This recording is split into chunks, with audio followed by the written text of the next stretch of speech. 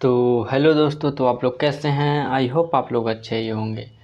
तो आज हम फिर से आ गए नेक्स्ट वीडियो के साथ। तो आज भी हमारा ऑब्जेक्टिव क्वेश्चन रहेगा, जो हमारा आज सेट नंबर 10, जो गुप्त उत्तर काल से वर्धन वंश से, जिसका कार्यकाल था 647 ईस्वी तक। तो आज हम फिर से ऑब्जेक्टिव देखने वाले हैं। तो आप लोग भी पूरा वीडियो को पूरा देखें और साथ साथ बोलने की कोशिश करें और याद करने का भी कोशिश करें। और हम इससे पहले भी बता चुके हैं कि आप लोग सब्जेक्टिव ज़रूर पढ़ लें। और हम लाइन से चल रहे हैं और मेरा एक दिन बीच कर करके वीडियो आता है, क्योंकि हमें भी पढ़ने रहते हैं। पढ़ उड़ के फिर हम वीडियो बनाते हैं, क्योंकि ऐसे कोई भी नहीं बना पाएगा। तो चलिए हम इसी के साथ स्टार्ट करना चाहते हैं। तो चलिए हम स्टार्ट करते हैं।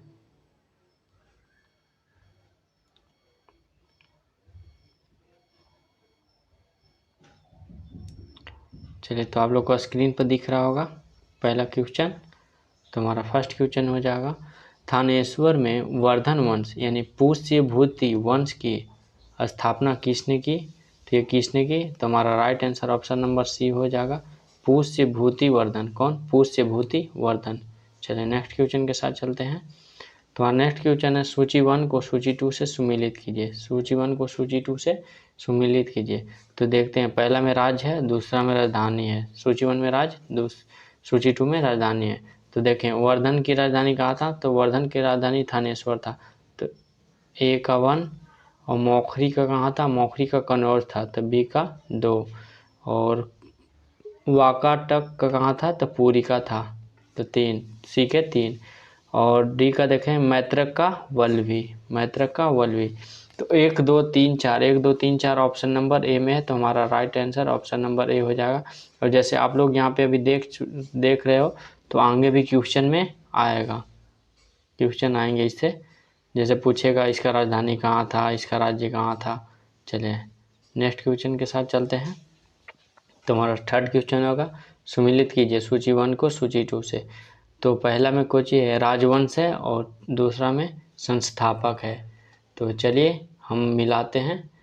तो पहला देखेंगे, वर्धन राजवंश का संस्थापक कौन है? तो इसका है पुष्यभूति। कौन? पुष्यभूति। तो ए का 4। और देखेंगे दूसरा, मौखिर का कौन है? मौखिर का है ईशान वर्मा। मौखिर का है ईशान वर्मा। और एक वाकाटक का कौन है?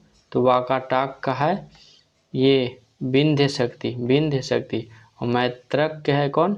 भटार्क, भटार्क।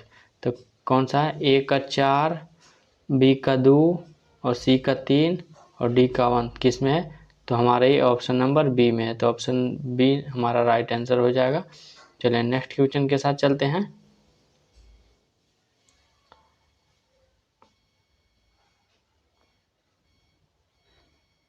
सॉरी,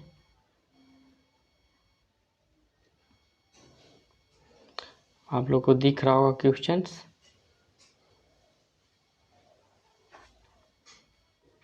चलिए हमारा क्वेश्चन है, कदम्ब राज्य की स्थापना मयूर शर्मन ने की थी। उसने अपनी राजधानी बनाई, मतलब उसने अपनी राजधानी कहाँ बनाई थी?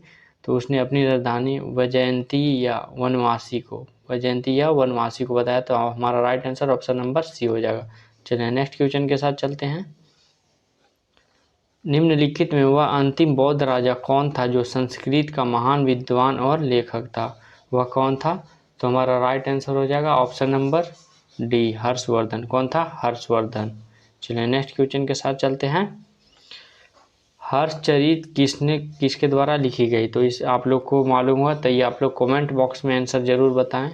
कमेंट बॉक्स में आंसर बताएं, हर्षचरित का के लेखक कौन है? ठीक है, चलिए ये आप लोग के लिए होमवर्क के तौर पे है, तो आप लोग कमेंट बॉक्स में ज़रूर बताएं। चलिए नेक्स्ट क्वेश्चन के साथ चलते हैं। हर्षवर्धन के समय में कौन सा चीनी तीर्थयात्री भारत आया था? तो वह कौन आया था? तो हमारा right answer option number D हो जाएगा, ह्वेंत्सांग, ह्वेंत्सांग। चलिए नेक्स्ट, चालुक्य राजा पुलकेशिन द्वितीय को किसने पराजित किया था? तो ये किसने पराजित किया था? तो नरसिंह वर्मन प्रथम ने, किसने? नरसिंह वर्मन प्रथम ने हराया था। चलिए नेक्स्ट, किस व्यक्ति को द्वितीय अशोक कहा जाता है? किस व्यक्ति को द्वितीय अशोक कहा जाता है? तो हर्षवर्धन को कहा जाता है। Option number D right answer हो जाएगा, हर्षवर्धन। चलिए नेक्स्ट क्वेश्चन के साथ चलते हैं। बाणभट्ट किस सम्राट के राज दरबारी कवि थे? बाणभट्ट किसके थे? तो ये थे किसके? तो हमारा right answer option number C Harshavardhana के थे। किसके? हर्षवर्धन के थे। चलिए नेक्स्ट क्वेश्चन के साथ चलते हैं। तो क्वेश्चन नंबर हमारा हो जाएगा 11। आप लोग को स्क्रीन पे दिख रहा होगा अच्छे से। चलिए नेक्स्ट स्टार्ट करते हैं। हर्ष एवं पुलकेशिन द्वितीय के मध्य हुए संघर्ष की जानकारी कहाँ से मिलती है? तो ये कहाँ से मिलती है? तो ये हमारा राइट आंसर हो जाएगा ऑप्शन नंबर ए एहोल अभिलेख से। किससे? एहोल अभिलेख से मिलती है। चलिए नेक्स्ट क्वेश्चन के साथ चलते हैं। प्रतापशील हुन हरिण केसरी महाराजाधिराज नामक उपाधियां निम्न में से किसकी थी? तो ये किसकी थी? तो हमारा राइट आंसर ऑप्शन नंबर हो जाएगा बी प्रभाकर वर्धन का, प्रभाकर वर्धन का। चलिए नेक्स्ट क्वेश्चन के साथ चलते हैं। सम्राट हर्ष ने अपनी राजधानी थानेश्वर से कहाँ स्थानांतरित की थी? तो ये कहाँ से कहाँ की थी? तो ये थानेश्वर से कन्नौज किया था। कहाँ? कन्नौज। हमारा right answer option number C हो जाएगा। चलिए नेक्स्ट, सकल तोरापनाथ किससे कहा गया है? किसे कहा गया है? तो हमारा right answer option number B हो जाएगा हर्षवर्धन, हर्षवर्धन। चलिए नेक्स्ट क्वेश्चन के साथ चलते हैं। वेनसॉन्ग ने किसे शिलादित्य कहा? वेनसॉन्ग ने किसे शिलादित्य कहा? तो हमारा right answer option number D हो जाएगा हर्षवर्धन। कौन सा? हर्षवर्धन। चलिए नेक्स्ट, गुप्त वंश के हास्य के पश्चात उत्तर भारत में बड़े भाग का पुनर्गठन किसने किया? तो यह किसने किया? तो हमारा right answer option number C हो जाएगा हर्षवर्धन। किसने? हर्षवर्धन ने। चलिए नेक्स्ट क्वेश्चन के साथ चलते हैं। बंगाल का कौन सा शासक हर्ष का समकालीन था? तो कौन सा? तो शशांक था। कौन? Shashank. Option number A right answer. चलिए नेक्स्ट क्वेश्चन के साथ चलते हैं। चालुक्य के शासक पुलकेशिन द्वितीय ने किस नदी के किनारे हर्षवर्धन को परास्त किया था? तो किस नदी के किनारे परास्त किया था? तो हमारा ऑप्शन नंबर सी हो जाएगा नर्मदा के, नर्मदा नदी के किनारे। चलिए नेक्स्ट, हर्ष के शासनकाल में उत्तर भारत का सबसे महत्वपूर्ण शहर कौन सा था? तो सबसे महत्वपूर्ण शहर कौन सा था? तो हमारा right answer option number C Kannauj था। कौन सा? कनौज। चलिए नेक्स्ट क्वेश्चन के साथ चलते हैं। हर्ष की जीवनी किसने लिखी? हर्ष की जीवनी किसने लिखी? तो इसकी जीवनी बाणभट्ट ने लिखी। किसने? बाणभट्ट ने लिखी। चलिए नेक्स्ट क्वेश्चन के साथ चलते हैं। हर्षवर्धन अपनी धार्मिक सभा कहाँ किया था? तो ये धार्मिक सभा हर्षवर्धन कहाँ किया था?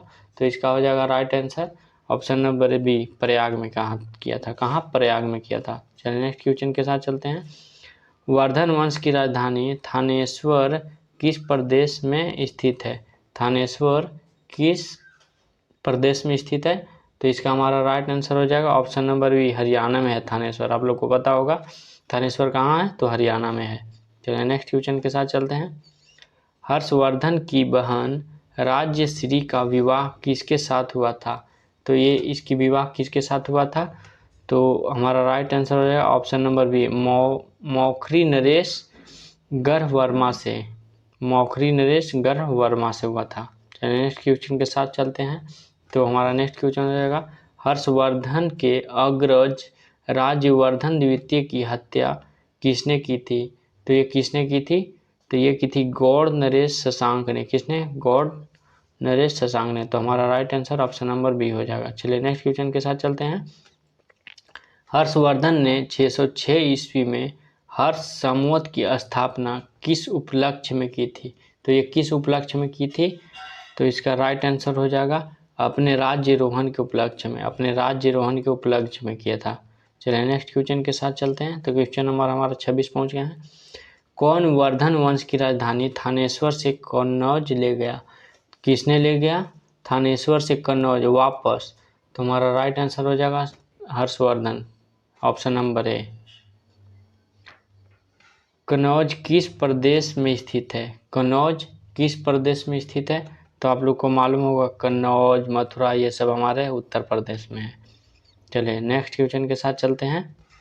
ह्वेनसांग की भारत में यात्रा के समय सूती कपड़ों के उत्पादन के लिए सबसे प्रसिद्ध नगर कौन सा था? तो सबसे प्रसिद्ध नगर आप लोग को मालूम होगा कि मथुरा था। मथुरा कहाँ है? यूपी में है। कहाँ? यूपी में। चलिए नेक्स्ट क्वेश्चन के साथ चलते हैं। कवि बाणभट्ट निवासी था, मतलब कवि बाणभट्ट जो थे वह कहाँ के निवासी थे? तो थानेश्वर की। कहाँ के थे? थानेश्वर, जो हमारा हरियाणा में है। चलिए नेक्स्ट क्वेश्चन के साथ चलते हैं। आप लोग को स्क्रीन पर दिख रहा होगा।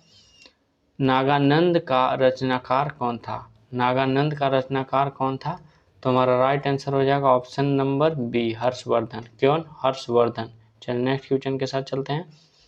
सम्राट हर्षवर्धन ने 2 महान धार्मिक सम्मेलनों का आयोजन किया था, वह कहाँ किया था?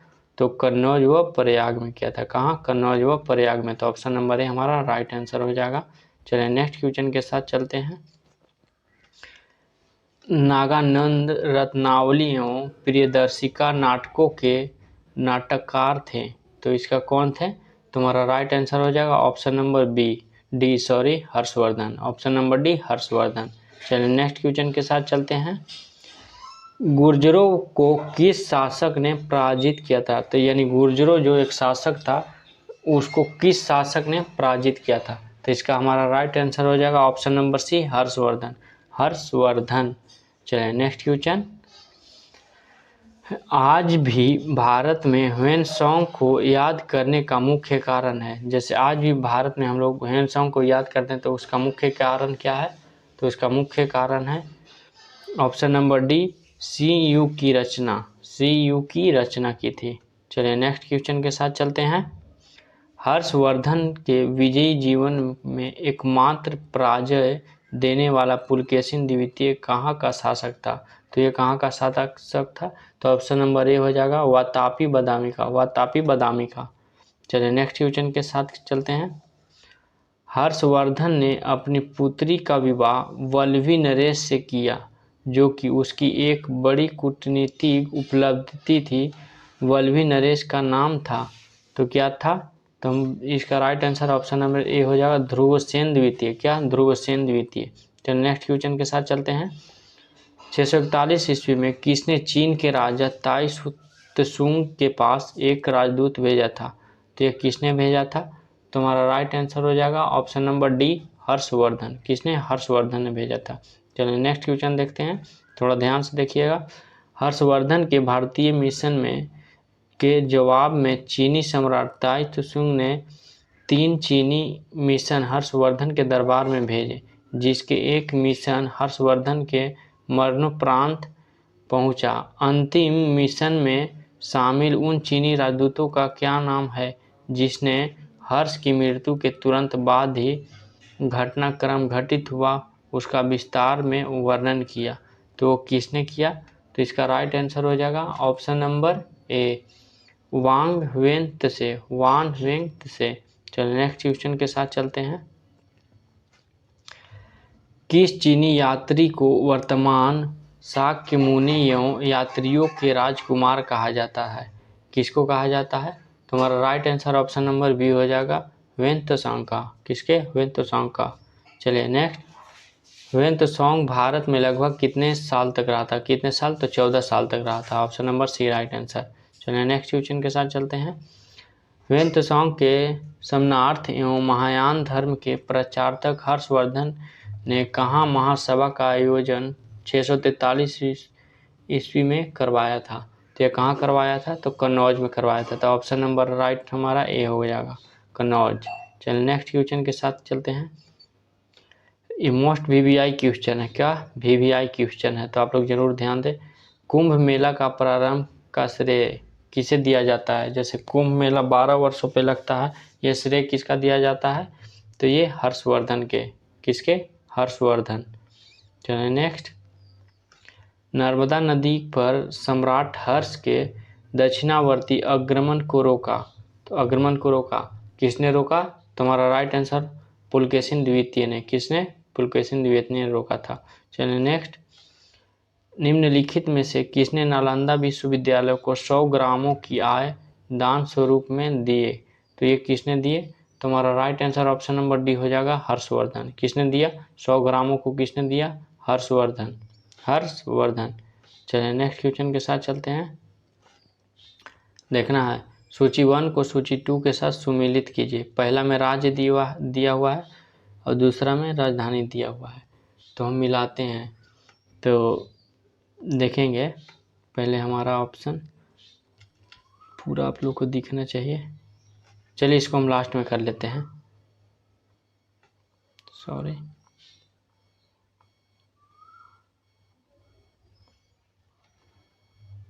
चलिए आप लोग दिख नहीं रहा होगा अब।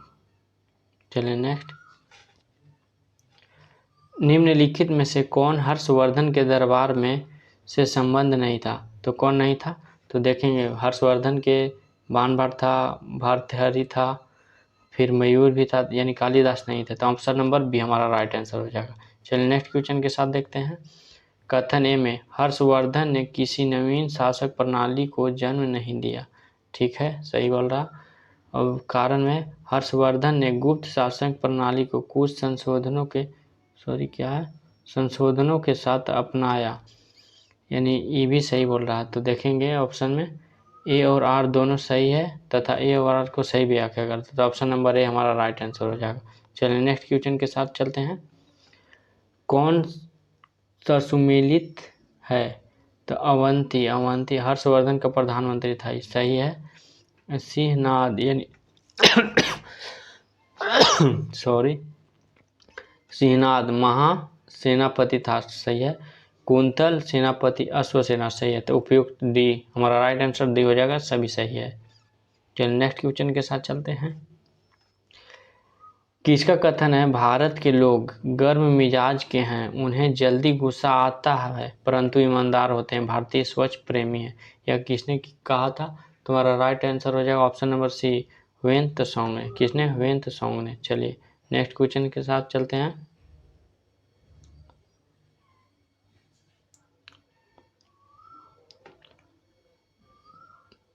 चलिए 50 नंबर क्वेश्चन है, सॉरी। घटी यंत्र यानी तुला यंत्र का प्रयोग होता था, तो ये किसके लिए प्रयोग होता था? तो हमारा right answer option number B हो जाएगा, खेत की सिंचाई के लिए। किसके लिए? खेत की सिंचाई के लिए। चलिए नेक्स्ट क्वेश्चन के साथ चलते हैं। निम्नलिखित में कौन सा वाक्यांश हर्षोत्तर काल में स्रोतों का सामान्यतः निम्नलिखित में से हुंडी की प्राकृतिक स्वरूप को परिभाषित करता है? तो ये किसके लिए करता है? तो हमारा देखेंगे राइट आंसर हो जाएगा ऑप्शन नंबर सी, विनिमय पत्र के लिए। किसके? विनिमय पत्र के लिए। चलिए नेक्स्ट। दक्षिण भारत के संदर्भ में एरिपति का अर्थ था, एरिपति का अर्थ था तुम्हारा ऑप्शन नंबर है, जलाशय की भूमि को करते थे एरिपति का। चलिए नेक्स्ट क्वेश्चन के साथ चलते हैं। हर्ष के काल में भू राजस्व की सीमा थी कितनी? तो 1/6 से 1/10 हमारा right answer option number B हो जाएगा। चलिए नेक्स्ट। मौखिर शासकों की राजधानी कहाँ थी? चलिए ये आप लोग के लिए टेस्ट के रूप में रहेगा, टेस्ट के रूप में, क्योंकि हम पहले आपको बता दिए थे कि हमारा राज्य और राजधानी आएगा, तो मौखिर को आप लोग को बताए थे, फर्स्ट में ही बताए थे। तो आप लोग ये टेस्ट के तौर पे आप लोग कमेंट बॉक्स में ज़रूर आंसर बताइएगा कि ये मौखरी शासकों की राजधानी कहाँ थी। चलिए नेक्स्ट क्वेश्चन के साथ चलते हैं। CU की नामक यात्रा विवरण निम्नलिखित में से किससे जुड़ा है? तो ये किससे जुड़ा है?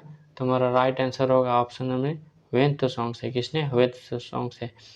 चलिए हमारा आज के लिए बस इतना ही।